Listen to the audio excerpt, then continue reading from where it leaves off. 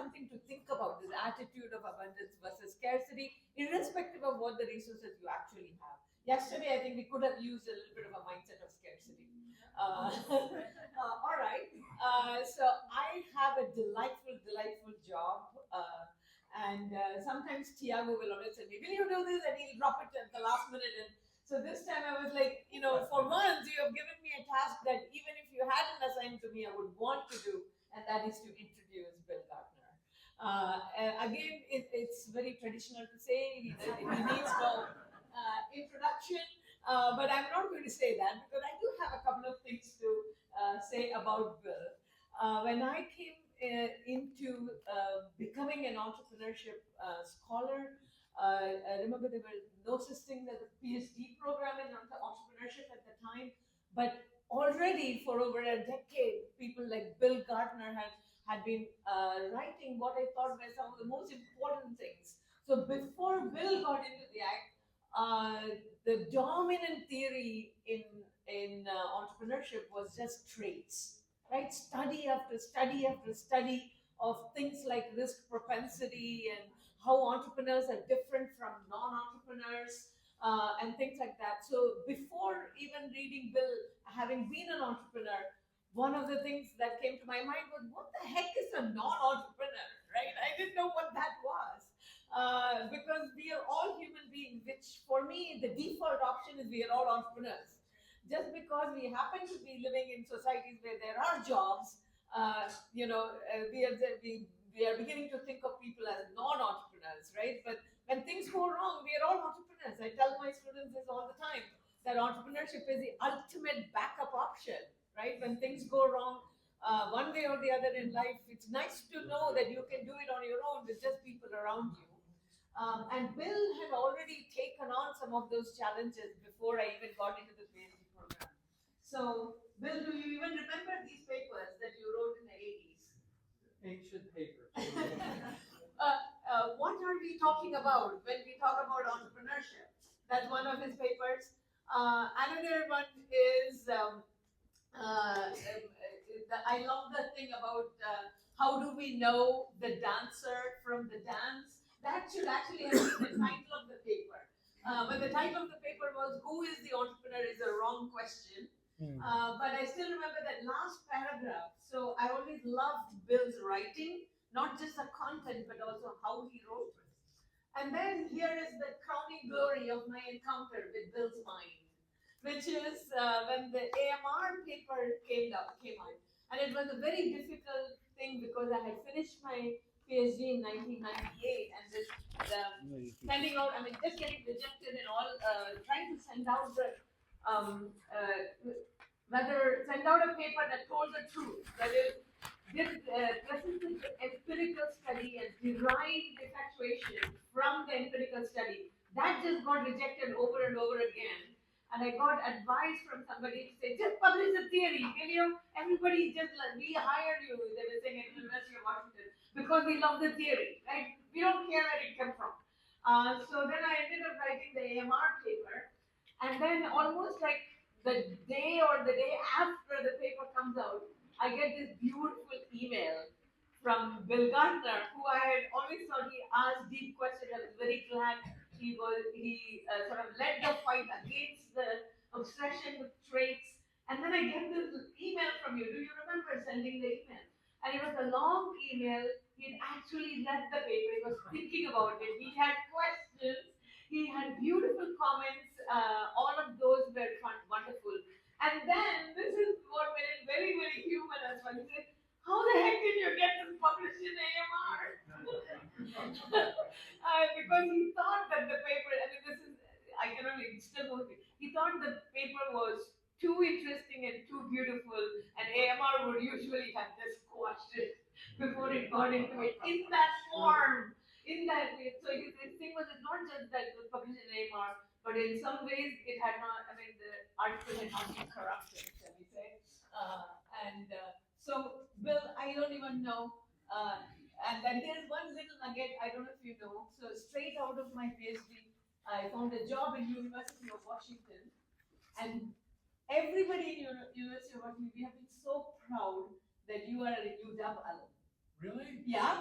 Everybody would say Bill Gartner is one of our people in strategy and entrepreneurship. We're very proud, and we didn't care where you got your PhD from, but we are still very proud you're a UW alum. Because I'll tell you a story about that. Yeah. I tried to come back because I love Seattle in a lot of ways. And so when I came back to try to get a job, they said, we don't want you at all. No. Yes. You actually interviewed? Yeah, I can name people who were so proud of you being I can UW. talk to I can tell you how many people I talked to saying, I really want to come back. I love you guys. And they said, oh no, it's not going to happen. Never. Anyway, Now yeah, you're telling. okay. We are nuts, Bill, but it's nice to be nuts with you. Can you please put this? I forgot to mention something. He says this, like you have wanted him, he says they don't want him. We wanted him 3 years in a row and he couldn't make it to the effectuation conference. Fall. Diva that you are. Fall. No, not at all. It was the fall. So, okay. So But I we are thought, honored, grateful Well, that thank you're you. here. thank you. Okay, so how am I going to begin this? So if you saw the title of the thing, it was about the good enough entrepreneur. So I'm not going to talk about that. As you can see, I'm going to talk about this. But I want to talk a little bit about the good entrepreneur, and that may take the whole time. But first, I'm hugely into the nature of literature. How many people, I'm going to sense that no one has read this book. The Guest Lecture by Martin Riker. Okay. This is a cool book if you're an academic, because what it's about the night before giving a lecture. The woman who's going to give the lecture basically cannot sleep at all for the entire night. And I can tell you that was my night. I gave this lecture to myself about since 3 a.m. So I'm a little bit groggy. I'm kind of bored with my lecture. But and here's why you also want to read this book. It's about economic possibilities for our grandchildren by Keynes. So the whole thing is a meditation on that as a novel. It is just really cool. So anyway, probably there are only 3 copies sold in the US. You should get this book. Okay.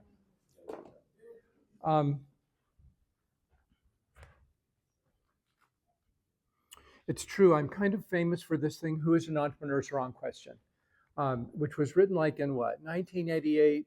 And, you know, for some people who know the story, it had gone to, so this is the issue, it had gone to AMR. It had gone through like 6 or 7 revisions. It had gone through like 9 reviewers, and then it got rejected. And then it got rejected at 6 more places, and eventually went to American Journal of Small Business. And Ray Bagby had sent it out to reviewers, who also rejected it. And then Ray said, I kind of like this article, let's publish it anyway. So it met with a lot of resistance. But part of the issue is, since I'm known for that, and that's like been 40 years ago, you know, one of the challenges is that when I go to conferences, and this issue of Bill Gartner, so invariably, you know, people come up and go, oh, Bill Gartner. But usually for the last 10 or 15 years, I've had this every conference. Someone will come up to me and say, oh, Bill Gartner, I thought you were dead.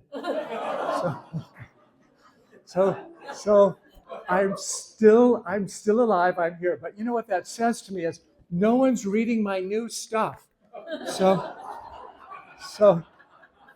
that's what we're going to do. I'm just going to talk about all my articles that no one has read. So anyway. Bill, if it gives you any comfort, Herbert Simon used to complain about everybody read the 1958 Bounded Rationality. Nobody read Sciences of the Art of Retail. Yeah, it's true. It's true. Okay, so I want to talk a little bit about the good enough entrepreneur, because I've been thinking about how, and also too, here's a label. So don't take this label yet. We haven't finished the article yet. You know, we talk about minimal viable products. I've been thinking a lot about minimal viable expertise. Like, how much do you really need to know in order to be an entrepreneur? Okay, and I think that's kind of been a big issue about where we've gone over the last day or so. And so for example, so here's one of the things I've been struggling with. So we've had the issue of effectual ask, and there's kind of an implication we want to go towards being more effectual in where we go. But I'll give you the example of, I'm sure you've seen Shark Tank. right? So it's structured in an interesting way because basically the asks in Shark Tank are quid pro quo. In fact, I almost force them all. That's kind of like, here's my deal. I need $100,000 and I'll give you 20% of the business, blah, blah, blah, blah, blah. But if you look at the sharks don't respond quid pro quo. They respond effectually. They say, okay, what would it take for you to be my partner? Is usually how that goes. So to me, it's an interesting aspect about, we have entrepreneurs oftentimes that don't effectually ask, but they get effectual responses. And I think one of the things we need to appreciate is that you can be inept at your ask and the whole process, yet if you're in that effectual space and willing to kind of be involved with other people, this co-creation, the effectuation can come from other people. Okay. So to me, I think, I want to kind of get into that metaphor of, I think we need to tell our students, you don't have to be that good. Okay. You don't have to be that smart in order to really be successful. And then one other example from one of my students. The way it works in our program is the undergraduates start businesses kind of on their own, but we actually work for a company because we've got to implement a bunch of finance stuff with it. So one year we were doing J&J during the COVID-19 thing. And one of my students who has basically who she was a mother. And she had a bunch of kids, and strep throat was a big issue. So that's where she came from. And basically over that year, and then the next year, and even now, she has started a biotech company to do basically diagnostics for strep throat. Okay. But what did she bring to the table? Nothing except being a mom. So, it's that kind of like, who am I? Where am I going? But I think we need to realize that effectual asking and being involved in it, even kind of is this being taped? Yeah, I guess it is. So kind of, I'll just say, and I think it's true, we can say that a lot of entrepreneurs are really inept in where they go. When they start, they're just not that good at the whole process. So, I want us to appreciate where that goes. In some ways, I feel like the 10 action steps in the afternoon session just kind of solved a lot of the issues that I'm going to deal with this morning, because to me, there were a lot of really good answers. And I'll say this. So I don't think I really understood effectuation until, even though I wrote a letter. Oh, and I can say this to everyone. One of the things you can do as a scholar is to write other scholars that you're actually paying attention to them. Yes, because it was incredible receiving that email. Yeah, so I do a lot of that because, if you just try to count how people respond in relationship to citations, that's like four years after the article that you start to see stuff. So writing notes to people to say, I really appreciate that article. There's really some brilliance in where you're going, and I'm using it in such and such. Honestly, how many of you are doing it? I feel like I'm the only one. But I think if we had more dialogues about that, there'd be a lot of value. And I don't write just because I don't write to ask to get involved in where they're going, but just to show appreciation. So yes, the appreciation in 2000. But to be honest, I don't think I got effectuation until 2007, when we were at a conference in Denmark together. Yeah. And it was like all of a sudden, as you were talking about all that, the clouds parted and the revelation came down from the sky. But what was important, which really has been talked about through all of yesterday, was this issue that effectuation is really a process model. Okay, it occurs over time and people do a bunch of stuff. And this co-creation is really valuable. And I've had so many experiences where I think a lot of people stop at the beginning, where it's like taking inventory of myself and who I know and where I want to go and but not realize that the co-creation part is the really critical aspect of where effectuation is going to go. And as was said yesterday, if you're not out in the world, nothing's going to happen. Okay, so just getting students out in the world is really key. But then that'll get into this. So then the issue of co-creation is, how do you go about it? Okay, then it's quite complicated. But I also want to go back to this issue at the beginning. Now I'm going to kind of talk about why you haven't read anything I've written. I wrote an article of aphorisms about the nature of entrepreneurship. It's called Entrefesto, and if you email me, I'll send you the whole thing. But it's basically a poster of aphorisms and then a long poem about the nature of the aphorisms with poems to talk about the poems. So anyway, it begins with, which I think is really the beginning nature of what effectuation is. Start where you are, not where you want to be, right? That's kind of where you go. You take inventory of where you are. You have to start there and not where you want to be. Now, one of the struggles, though, is that if you think about how a lot of things happen, you actually need to be where you want to be in order to start where you are. If you're building a house, you don't effectuate that. You plan it, get an architect, buy the land, put all those pieces together. I mean, you could probably effectually build in some ways, but for the most part, you can plan that out. So a lot of things kind of can start at the end and work backwards. But where we are is really in this issue where we don't have control, we can't predict of where we are, and then we start where we are, not where we want to be. So anyway, ask me about Entrefesto. No one's read it. It's in my book, Entrepreneurship is Organizing, which I really love. But you know, most of us as academics don't read books. We get all articles. In fact, when was the last time you were in the library? I think for me, 10 years ago was the last time I entered a library to actually pick up a book. So usually it's all journal articles, it's all electronic. So times have changed. My dissertation was spending time in the library looking at adjacent books. So you go and look at a book and then you kind of try to see what are these other books in conversation with that book, but who's doing that? And then a couple of other things too. My favorite article, which very few people have read, is an S&J. So this is all, and it's not that recent, 2008, Opportunities Attributions, a way to think about where opportunities go, based on Dutton and Jackson's work on opportunity. 20 years before, I don't want to say bad things about Venkatraman and Shame's article, but they should have referenced it, which they didn't do. So, you know, the 2000 article on opportunities is hugely ahistorical. Dutton and Jackson have really thought through kind of where that goes, and it's surprising it hasn't been in literature. Now we're going to get into Terry Allen. So we're going to go do these slides and see how that goes. This is a participatory aspect, and I think everything's been set up so it's actually going to work. So what are entrepreneurs doing when they are engaged in imagining? And also, too, I'll go back and say, this is kind of a double entendre thing, because in one sense, I want to talk about imagination and its relationship to practices. So how is imagination actually manifest?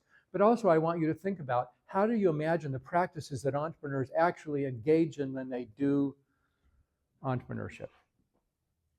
So, and we're going to use this cave. You're all familiar with cave, okay? Because we're going to use it, okay? So that was the thing about yesterday, is that you're kind of like we're already there.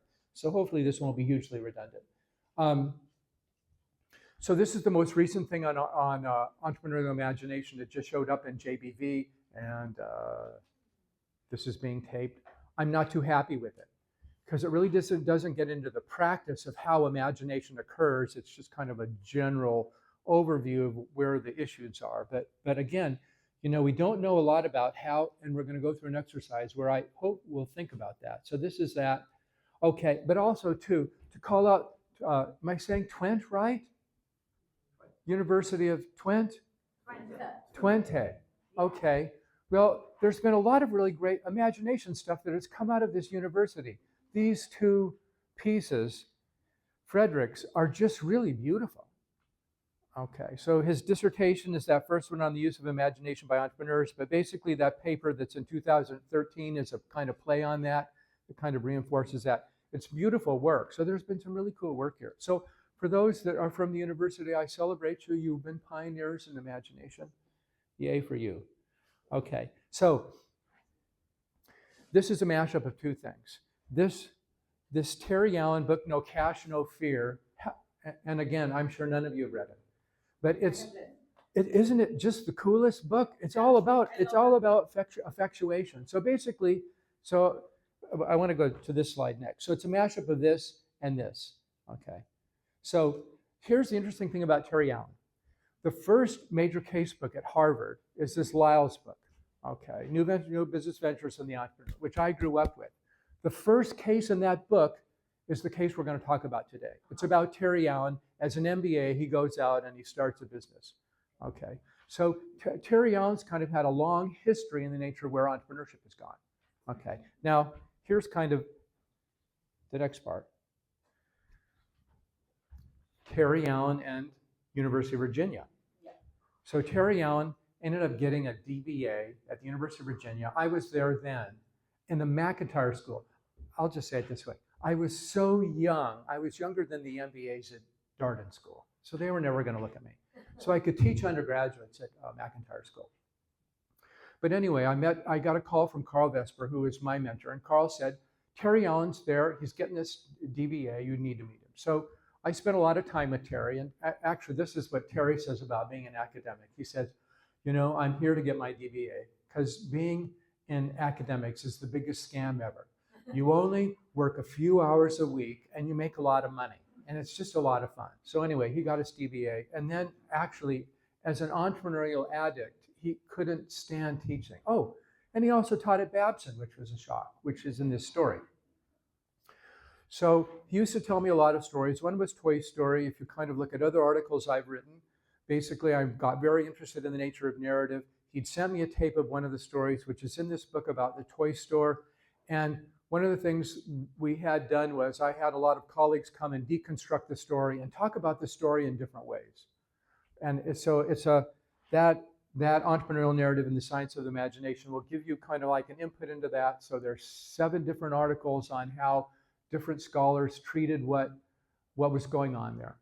And I'll kind of give you one about the power of kind of having other people look at it. Some of you, I'm sure, know Elaine All, right? Gender scholar in entrepreneurship. Okay, so I had Elaine come. And so, because, you know, I was curious about, you know, how does gender play out in entrepreneurship? Okay, so Elaine kind of comes and says, so here's the story of gender and entrepreneurship in the Terry Allen story. She says, isn't it interesting? Terry Allen tells his story about starting a toy store, and the women are running the business, and the only people who are named in it are the men. He doesn't even name his wife in it. That's what gender studies are about. Why are women eliminated from the entrepreneurial process when they're so key to it? Okay, so anyway, that's Elaine. And I'll give you one other thing. I was just in Amsterdam. I'm sure you've been, for those who've been in Amsterdam, the Van Gogh Museum. And we always think about Van Gogh and his brother Theo, and Theo is the person that really kind of pushed Van Gogh into the future. That's simply not true at all. When you go to the museum, you realize his brother died 6 months after he did. So who pushed Van Gogh? Theo's wife. Theo's wife is really the entrepreneur that made Van Gogh popular. So anyway, do we know her name? No. The same is true with the Wright brothers. It was the sisters. who pushed them again and again. They would fall ill and give up. Orwell wanted to just give up, and she would say, no, you can do it. So it's like, you know, we have all of this, you know, women's entrepreneurship that's simply not visible, or we don't want to make it visible, which is, anyway, surprising. One last thing about this, I got really intrigued with looking at how people think about the same phenomenon. Because typically, you know, when we do research, we have our own data and no one else gets to look at it. And rarely do we kind of put it out there, unless you're looking at the panel study of entrepreneurial dynamics, which you can kind of see. So I'm very interested in process aspects. So I started a journal, at least I did a pilot one called Enter. So if you put in Enter, entrepreneurial narrative theory, ethnomethodology, and reflexivity, there's a journal that's just looking at a book called The Republic of Tea. And I don't know whether you've had that tea. It's a big popular tea in the United States. But anyway, it's a set of, at that point in the 90s, faxes from the founders about how they went about starting the business. So anyway, I think there's a lot of value in looking at how entrepreneurs have talked about their processes. And that's why we'll get back to Terry Allen. Okay. So you're where you are. There's a huge amount of power in this. And but a couple of things about it. Can I take this out? and this was talked about yesterday, but I want to re-emphasize it. So, the conversation primarily, as I understand it, so maybe it'll take another 10 years for me to get this, has really been on this diagonal. Basically, the issue of effectuation relation to causality. But now when you set it up this way, there's an interesting story about visionary and adaptation and kind of like how to play out those two other areas. Because the conversation's been here, what do we want to say about that? And so I've been thinking, once this article came out, I've been thinking a lot about, okay, so how do entrepreneurs play this out? And I must say, that article, no, it's not that one. It's this one. I brought lots of show and tell. I'm sure you've all read, but if you haven't, Lean Hypothesis and Effectual Commitments, an integrated framework delineating the methods of science and entrepreneurship. Where this is, you must read this. Okay, and that was in Journal of Management, the 2024. And one of the things you do is actually kind of think about, you have a case to kind of figure out some of these aspects here, which I found interesting. So I want to use Terry Allen in the same way to say, where is Terry Allen in these spaces? Okay. Where is he? Is he effectual in these instances? Is he merely adaptive? Is he visionary? Because I think about imagination as being visionary. If you're images of the future where visions are. So, I think there's aspects of his story that has visionary aspects about it. But does he go here? Does he go here? Does he go here? Pardon? He dips into vision, comes back, adapts, and then comes back. The dipping in and out is Well, very interesting in that. We're all done. No, you're right. You're right. I think one of the fascinating aspects is you don't, and I think too, this is what we see with our students as well. They don't necessarily start here immediately. They have kind of some sense of where they want to go. Okay, and then that gets adapted over time when they realize where they want to go is nowhere where anyone wants them to go. Okay, so, let's get into Terry Allen, if this all works. So here's the thing. Terry's a man of the 50s, so there's a kind of a sexist aspect to all the stuff he says. So just know that I'm not celebrating his sexism in his own way of kind of not thinking about women. But so here's the thing. Vermont Ski Lodge, building a business to meet the ladies. Okay. And so I'm going to read these sections. Basically takes every chapter and divides it into one paragraph sections as kind of lessons about where he goes. So we're going to kind of do that. Okay, so that should have kind of been erased. So why isn't that erased? You'll see that now. What I want you to do is I want you to go to, if you're on the web, polevy.com, William Gartner 1969, or send a text to William Gartner 1969 to 22333. Or take a photograph, which will be really hard, of that QR code, and you'll be able to get it on your phone, and you'll be able to vote. So you're going to see, I just did this at Audencia last week. So you're going to see their answers. I thought I erased them yesterday, but it looks like you're going to see where they went. That's not to prime you. So actually, this may not be the correct answer, but I want you to give an answer for what's the largest planet in the solar system. Then I know none of the above. That's great, see? So you're starting to respond. I want to see how many responses are happening. Because if you see stuff goes up, then it's beginning to work.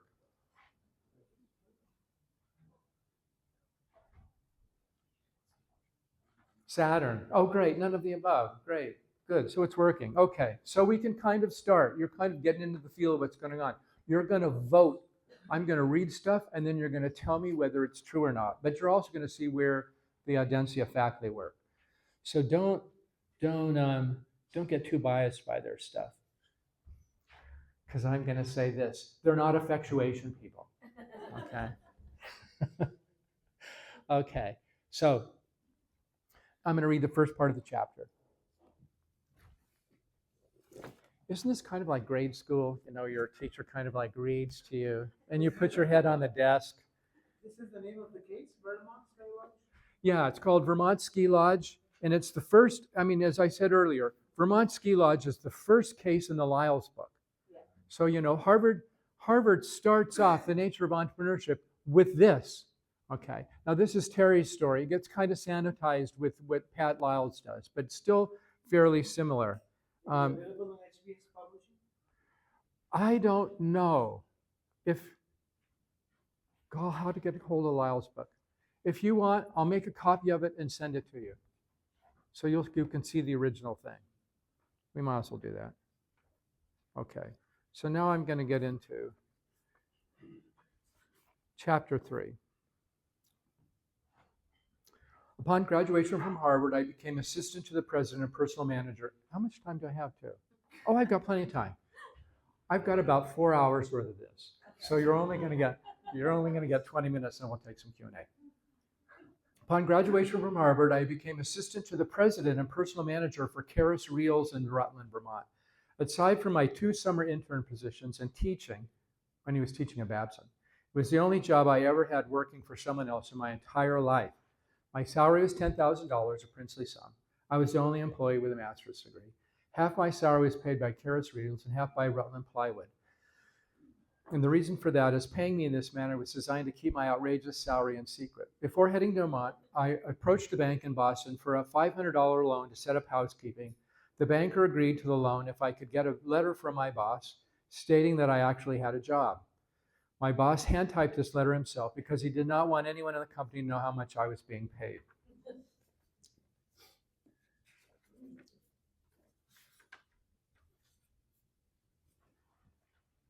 What is that? That's the first part.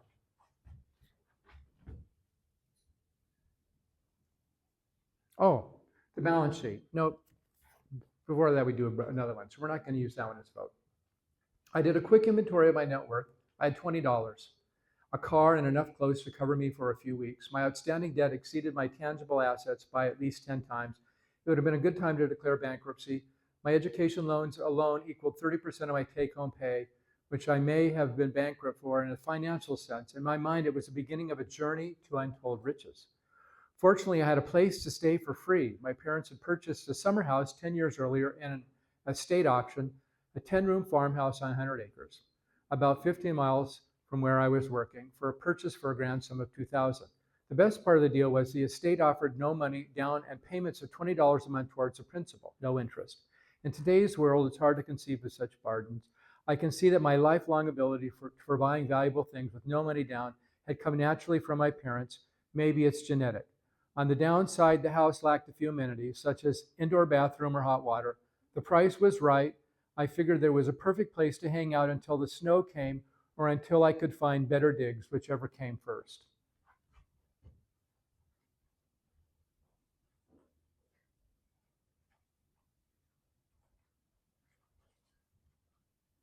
So you're all voting. Isn't that interesting? I think as you saw earlier, the Adensu people didn't see effectuation in it at all. Okay, right? It's true. Right? They didn't see it. They saw, can I just, because we want to go quickly here. They saw the adaptation for the most part. No. Causality. I mean, for this one, definitely not effectuation. And I still don't see it. Yeah, so it's interesting. So I want to do a little interaction. We have enough time. For those that said effectuation, why do you see it that way? You voted. Gotta talk.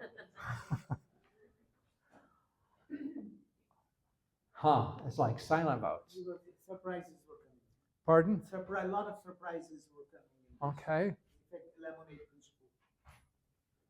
Other reasons for effectuation? I'm not an effectuation, so I see visionary because it's a vision, sees in the mind.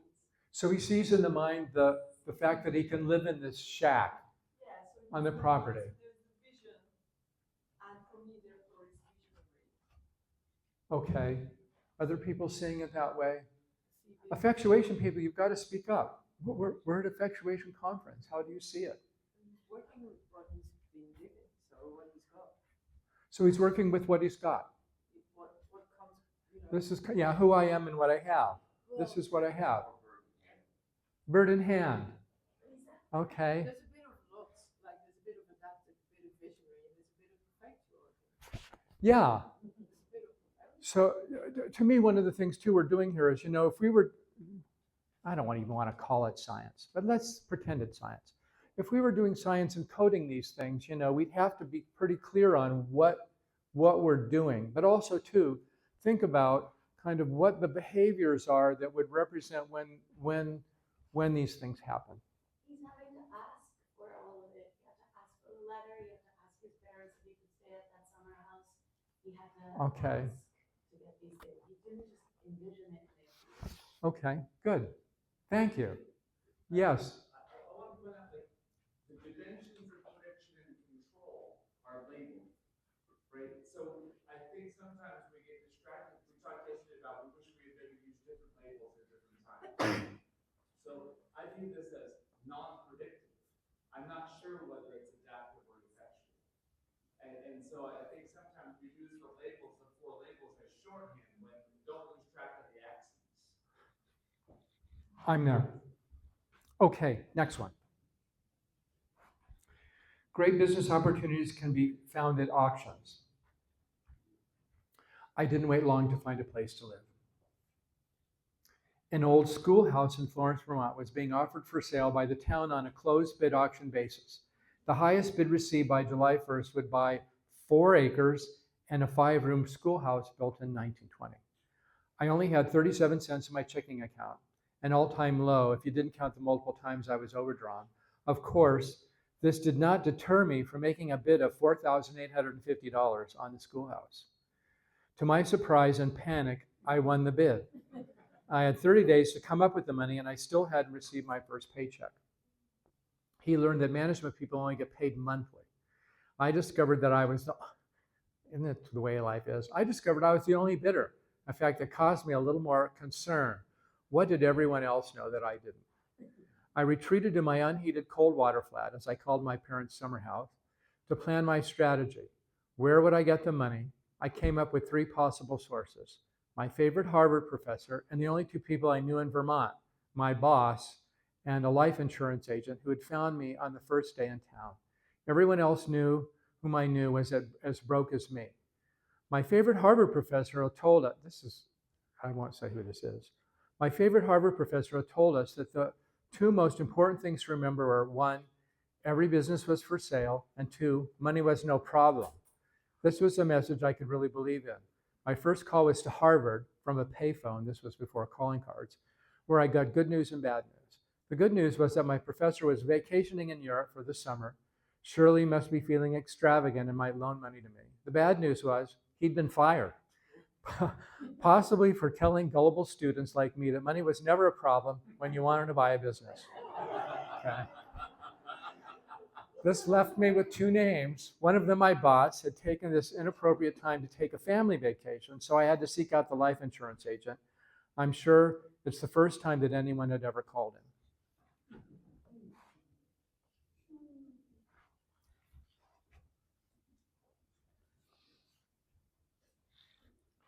What part of the story is that?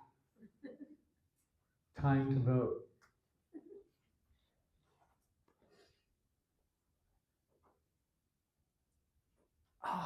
It's just so cool.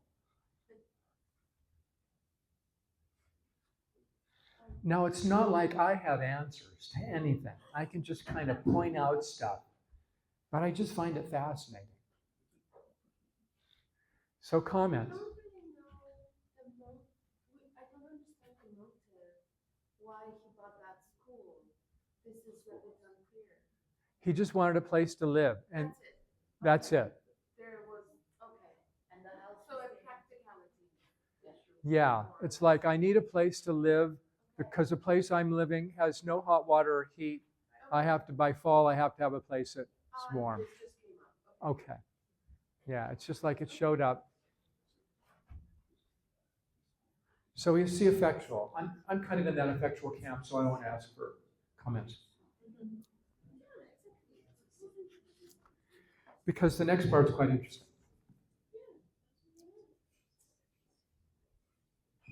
And then a good reason for people to invest. I knew I might have difficulty convincing a prospective investor to put money into a place for me to live.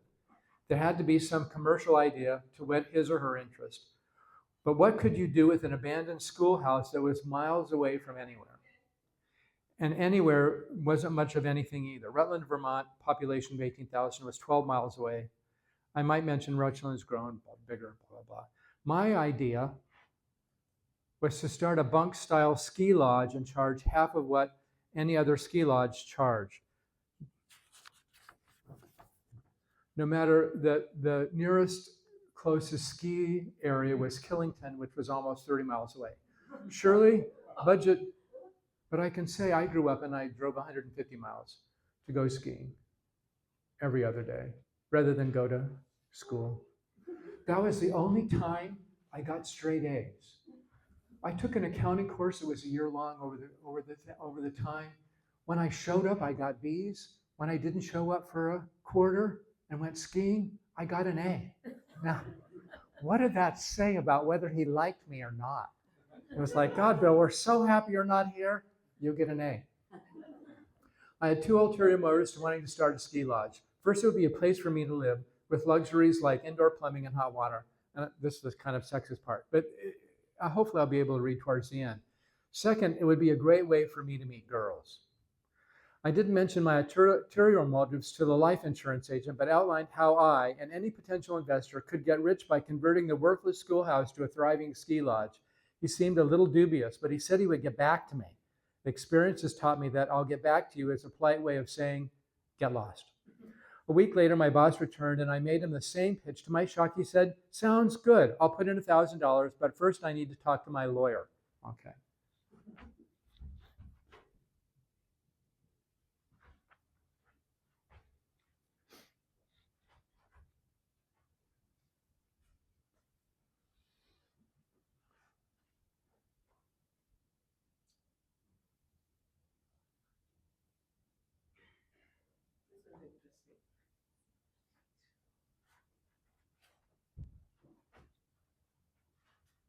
Get your votes in.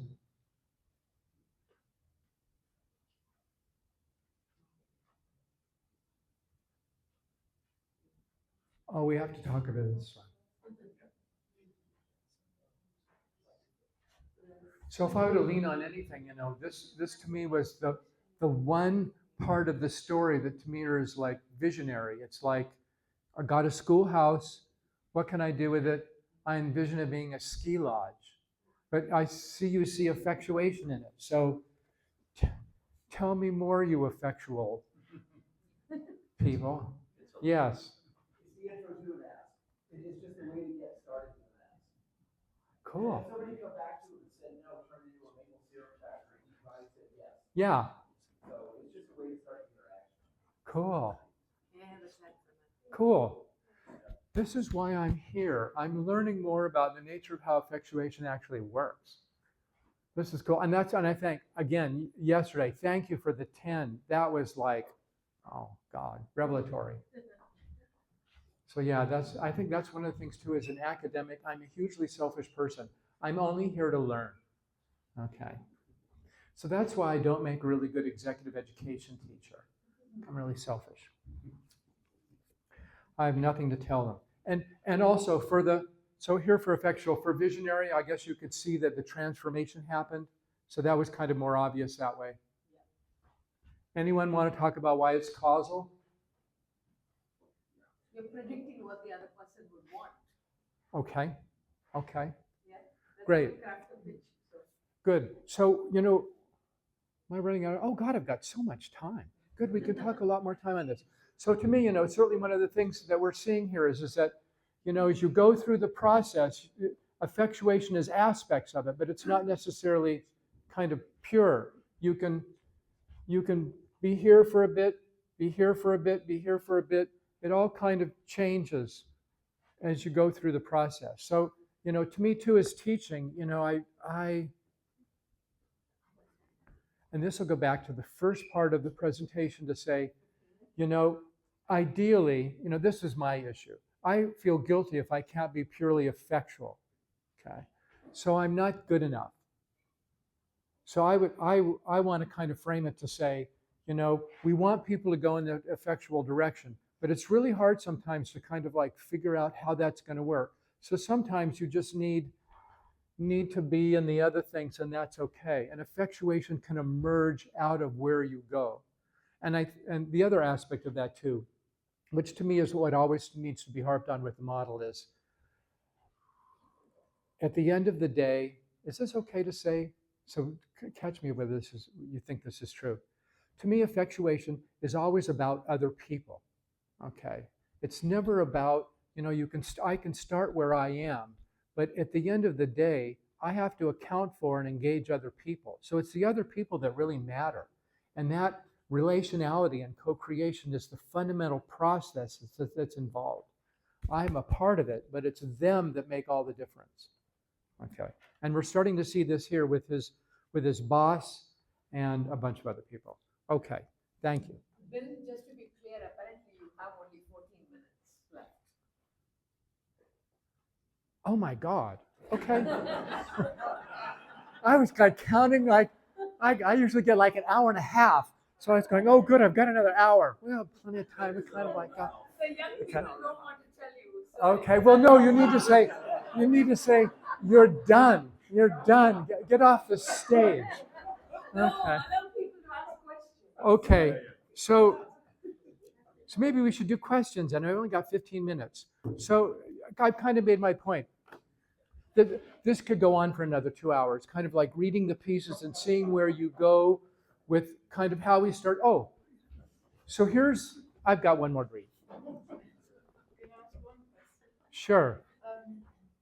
But you were just saying before, right? Like he skips a little bit about the political, and I was sort of hearing that it hasn't got anything to do with his character and his way of thinking, because he seems to be maybe fearless or sometimes a bit reckless, as in some people out of fear would kind of maybe regress to being cautious about it. But Oh, that's a really good point. So what's being brought up is this issue of kind of like you don't see the nature of kind of like cognitive process involved. It's pretty thin on the nature of the story, and that has to do with a flaw in myself. I'm the last of the trainees in the nature of kind of pure behaviorism. So I'm kind of a real believer in Skinner. I don't really care what happens in people's heads. I care a lot about what they do. So, God, this is all being taped. Yeah, so for me is if I, and part of it, I'll go back to Aristotle since we were doing philosophy yesterday.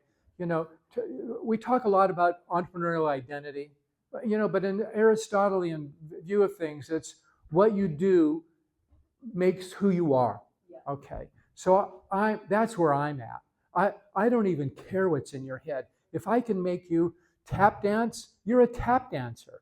If I can make you start a business, you're an entrepreneur. If I can make you paint, you're a painter. I don't even care what's in your head. But that's, I'm kind of not in the cognitive orientation. I'm very much of a behaviorist. So this is what was going to get me in trouble. So I kind of like think of students like dogs. So you're trying to get them like to do things, and so you're kind of like giving them things, and they're kind of either jumping or running through hoops. But the thing is to get them to do stuff. It's action oriented. But I don't really care I don't care what they think. It's just like I don't care what my dog is thinking. My dog sit, stand, move. So anyway, I'm sorry. This is going to get back, in the Babs and You are never living this. I'm gonna lose my teaching position here. It's gonna go. No. Well-known professor says his students are dogs. Okay. One last thing. That's a good point. Did you hear that? At least it's not sexist. Yeah. So anyway. So here's one of the issues, and then we'll end with this, because I think this is kind of like how the effectual world really works. And the title is Rent It by Night or Sell It Outright, whatever makes a profit. So he's creating this ski lodge, and you need beds for it, right? Okay. When I set out to find 80 bunk beds, I found the cheapest price in the area was $250 each, or $20,000 for all I needed. This was double the amount of money I'd budgeted for renovations, and it would require more bank financing, but obviously not a problem because my partners were co-signatories. But it seemed like a large amount of money. After a trip to the library and many phone calls, I discovered a manufacturer in Maryland who could supply beds for only $120 each. Two problems, however. Minimum order was 150 bunk beds. He only needed 80. And it would cost another $20 a bed, 3,000, to deliver the beds from Maryland to Vermont. I long believed that there were no problems in business, only opportunities to be creative. So I got creative. Our Karis Reed trucks delivered plywood reels all over the country and usually returned empty. So I asked the truck driver how much he would charge to go slightly out of his way and pick up the beds for me on his next trip. The answer was $25, and one so-called problem was solved. At a cocktail party that was attended by Rutland's most prestigious families, at least by their reckoning, I mentioned to several people, actually anyone who would listen, that I had 70 extra bunk beds, which I would sell for only $200 each, a great saving over the $250 lowest price. It seemed that many people were actually in the market for bunk beds. During fall foliage season, again during Christmas and school vacations and ski season, the Chamber of Commerce advertised on the radio for people who might have extra bed or two to accommodate the overflow of tourists. Many of people were equipping their spare bedrooms and garages, even their barns with bunk beds and earning some extra dollars. I sold all 70 beds at the cocktail party and earned a profit of $5,600, more than half my annual salary. This was the first time that I experienced a phenomenon that has repeated itself over and over again, which is the rest of the book, which is that the first product or service which you start in a business is often not the most profitable one. Its role is to get you into business. Once you set up in business and start talking to suppliers and customers, you often discover different markets of which you never dreamed with your first product. Who would have guessed that in my first year in the ski lodge business, my biggest profit would come from selling the bunk beds, and later sheets, blankets, and pillows sold to the same people who brought the bunk beds. Let's go that one. Add what you want. Good reason for people to best. Maybe it should be another thing. Just a second.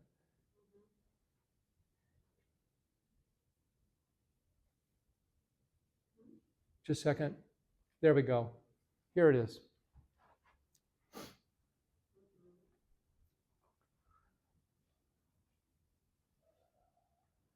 Oh, I didn't spell adaptive right. Well, that's a flaw. Yeah. Well, yeah, to me, it certainly has that effectual flavor, doesn't it? So, yeah, there's a lot more going on with the story, but and since we want to take some questions, so for me, I think the issue is how to work through the specifics of effectuation and how to get people. Sorry for the dog metaphor. So how to get people to behave in certain ways so that they can actually act effectually. So I think we kind of, so. And again, this is where we go back to the good enough entrepreneur. It's really hard. I think Shark Tank's a good example where, they're trained to do quid pro quo, and which is okay as long as you get effectual investors in the nature of the process. And you can kind of like hope and dream that happens. So, to initiate effectuation oftentimes is a bit of a challenge. And with that, I guess I'll just close and then we'll do some Q&A. Thank you. Oh, okay, thank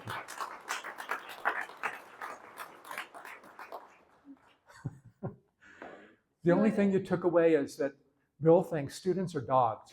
So, That's the highlight. That's the highlight.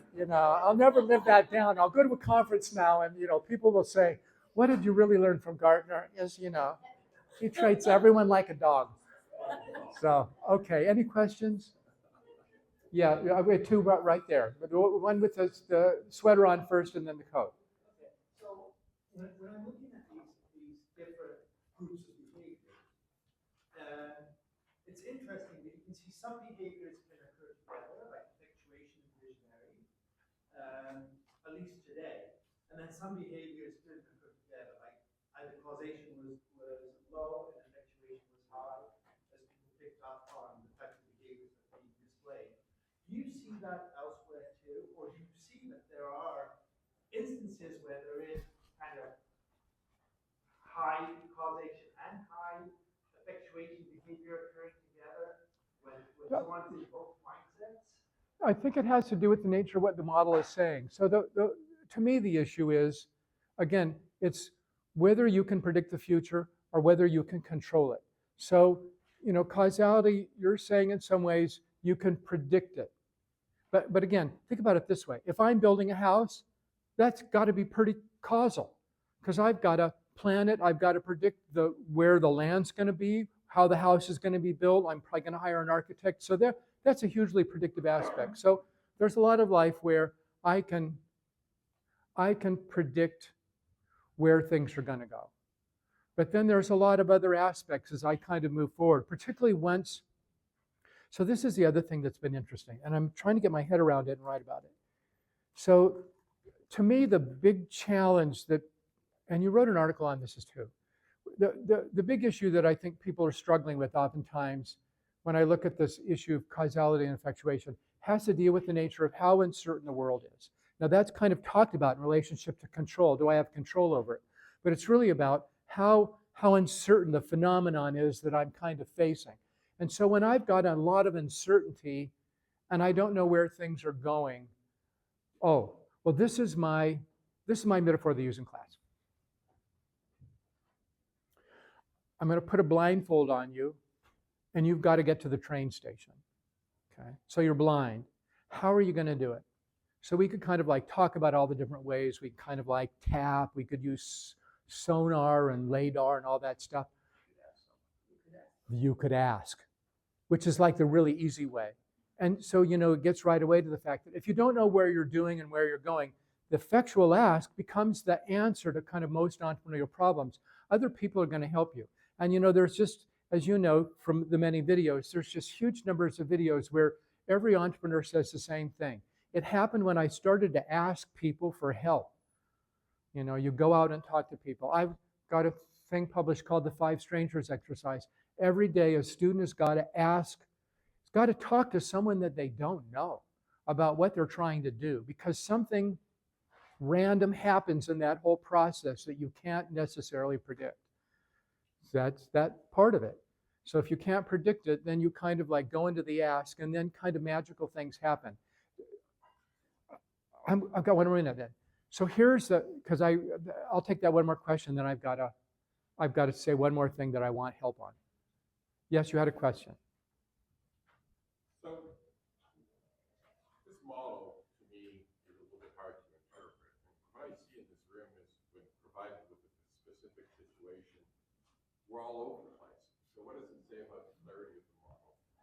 And also, what does it say about our ability to classify these situations? Because a lot of research is, I'm new to this field, but it seems to me we're classifying situations as being causal.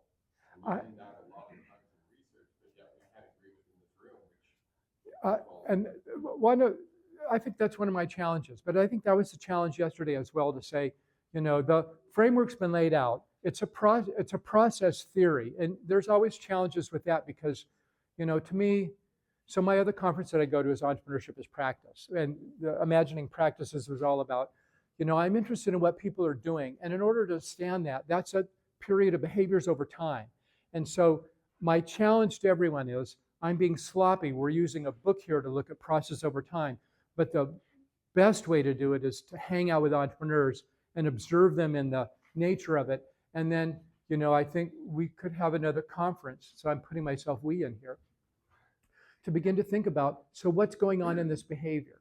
What's happening here? What's happening here? And begin to think about where that goes. So I don't have any answers. I think kind of what I heard yesterday was we're working on that. Very quickly, and I'm happy to talk one-on-one later. You don't have to classify situations. You just think about all the different actions that you could take, and you can think about all the framework that it allows you to think about more kinds of actions than if you're just being causal. So it's each action that you can classify in reality. So we can talk more about that. So I've just got kind of one request. I've been looking for this person for quite a while. I need a quantitative person, because if you look at kind of what we're able to predict in a model, oh, and this is the other thing too. I'm not a linear regression guy, okay? Things converging to the mean, don't believe it. I'm a variance guy, okay? And entrepreneurship is variance. It's analysis of variance. It's about the nature of difference. And so one of the things that's ruined the field is is linear regression in all its forms. It's been the worst thing possible. Now I've got death threats from a lot of people. Okay, and one last thing. So here's my issue. If you look at what you can predict in a model, it's if it's a really good model, maybe 30%. So what's the other 70%? You know, I call that the error term, right? Isn't that the error term? So what is the error term? Luck. Luck. And I think we don't appreciate it enough. And I've been trying to kind of like write on it, but I need someone to work through some empirical evidence with me on the fact that, you know, there is some value in being really lucky. And if you look at the really successful entrepreneurs, they were really lucky. They were born at the right, you know, and this is Malcolm Gladwell's outliers in a lot of ways. Gates was born at the right time at the right thing, da da da da. Zuckerberg, if you watch The Social Network, basically the joke on that is, that's MySpace. It had already been invented. But you know, there was kind of lucky people that he met along the way that were able to help him. You could say that's effectuation, but part of it is he's a really lucky guy. Okay, and so what I think we need to take that more in account, that you try, but it doesn't necessarily mean you're going to be successful. But you know, and if you're lucky, you're just going to be better off. But I know luck favors a chance, the prepared mind, but chance is a big issue. And with that, thank you. I'm around, you know. Thank you so much, Bill. Okay.